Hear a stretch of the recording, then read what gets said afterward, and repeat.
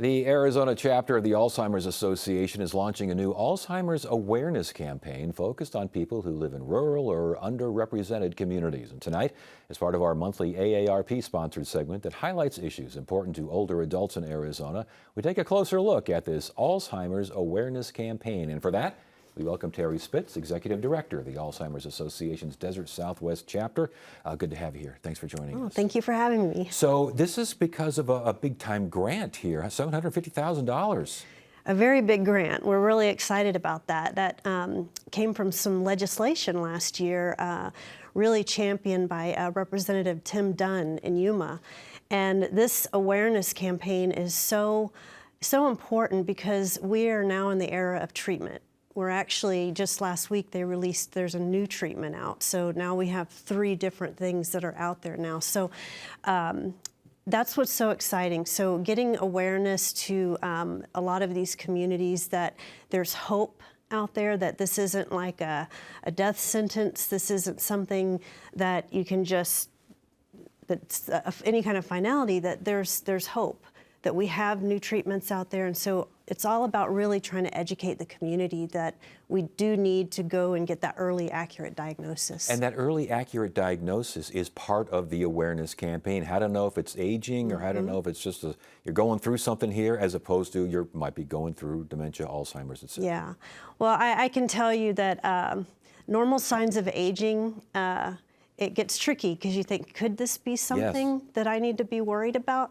And as a part of just some of the education out there, I mean, our chapter, the Alzheimer's Association, has training and education of know the 10 signs. Like, what does that mean? What does that look like? But why this awareness campaign is so important is the early stages of Alzheimer's and dementia, that's when these treatments are effective. And every day, more than 2,000 people move from that stage to the next.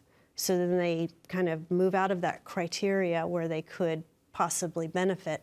So really having all of this hope, making sure that everyone's educated, that get the education, understand that there is hope out there, that you can, if you are feeling like things aren't right, go to the doctor, get a cognitive assessment, go through that, see if you can get an early accurate diagnosis, because you could qualify for something that could give you more time. Talk about the challenges in getting that kind of information into some of the rural areas, underserved areas in general. I mean, what's out there?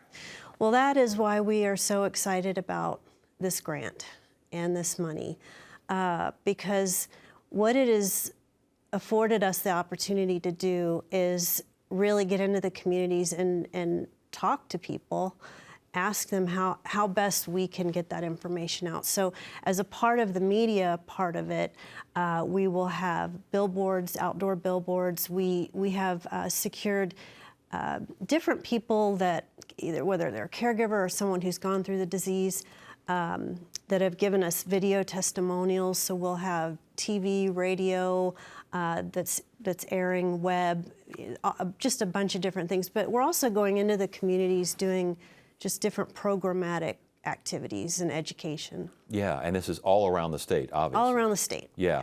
When you mentioned earlier that there's new treatment out there, something just popped up here in recent weeks. Yeah.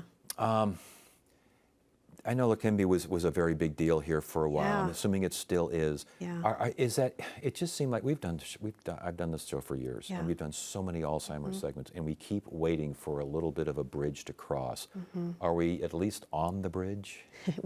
I will say we are on the bridge, and that's what's so exciting. I mean, I went on vacation last week. I come back and I get a advisory that we have a new the FDA advisory committee has found that donanemab is now an effective treatment for early Alzheimer's and dementia.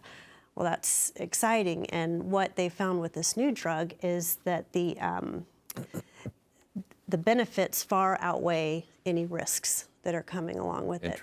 So the more and more treatments, they're getting better and better and better. So I think for the community and for what we're trying to do with the Alzheimer's Association, and just and really in partnership with our health systems and our our state, everyone, is to, everything has to move at the same level. You know, we've got to get the awareness out that there's hope. Go to your doctor, ask those questions, see if you can get an early, accurate diagnosis. But the treatments, the research, that's getting better and better too.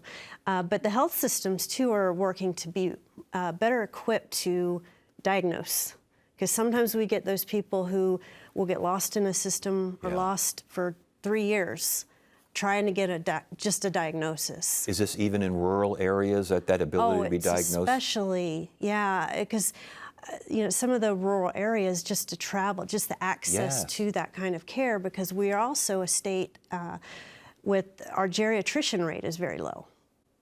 So trying to find someone who can diagnose you is a tough thing. Yeah, and you got, if you have these issues yourself, you got to find someone to drive you. You got to have someone helping you as you go along here. Yeah. Well, it sounds like the awareness campaign is for diagnosis, is for the latest information. It's also a way to spread optimism. It sounds like there is optimism out there. There is. It's interesting because you look just back 5 years ago, there wasn't any treatments. Yeah.